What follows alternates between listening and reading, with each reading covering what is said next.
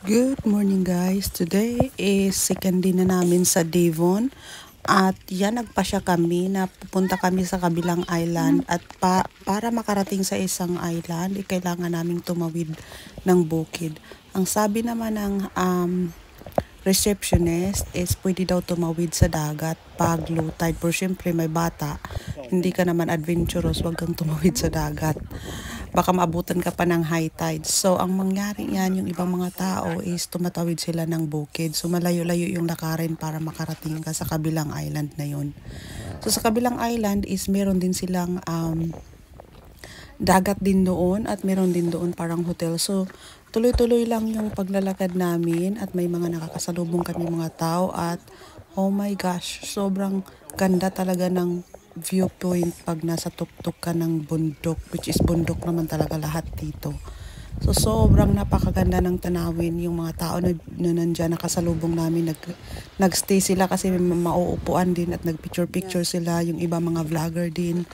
At yun, hindi mo akalain guys, nasa tuktok ka na. Meron din palang mga bahay talaga. Tingnan mo yung mga bahay na yan, oh. Yung pag nahulog yan, kunting ano lang masisira yung bangil, ihulog din yung bahay nila.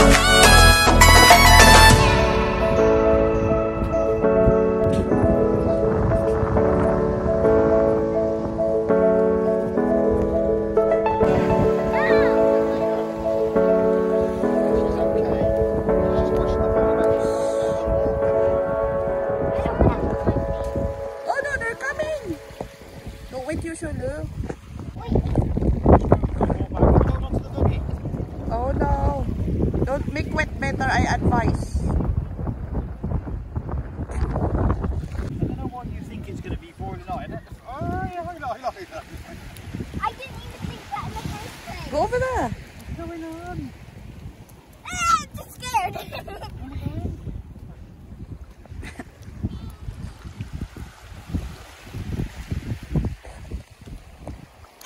What was that?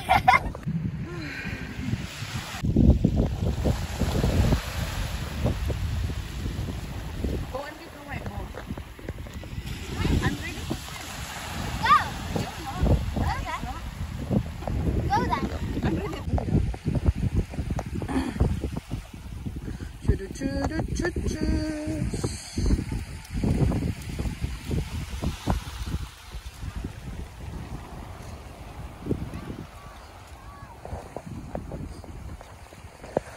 Say bye, White Castle. White Hotel, not Castle.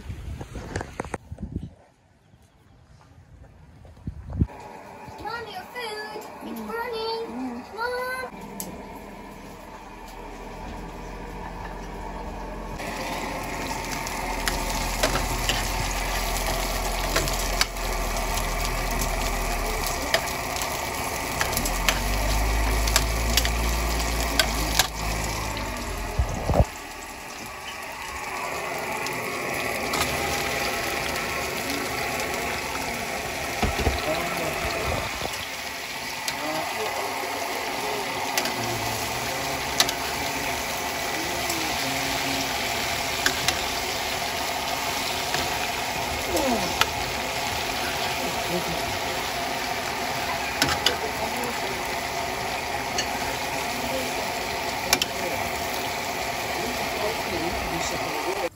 Pagdatingan ng hapon, siguro mga 5 o'clock, nagpa siya kami pumunta sa little shop na nag-iisang shop dito kasi wala na kaming inumin guys. So may bibilhin lang kami din. After namin doon, nandyan sa kabila ng shop, pumunta kami dyan para tumingin sa viewpoint na naman kasi may upuan. At nagpaplano kami pumunta dyan bukas at mag-picnic kami dyan bukas. At yun, tinatry din ni Daddy umakyat doon sa kabilang dulo kung pwede ba siyang akyatin at magpalipad ng drone bukas. Pero parang mahirap ata ano siya kasi mainit. Pero we'll see tomorrow. At yun lang guys. Ang sabi ng babaeng nag-ano ng aso, naglalaro yung may aso doon yun. Ay pwede daw akyatin yun pero hindi pwede magdala ng posture. At pwede daw umakyat uli doon at bumaba ka.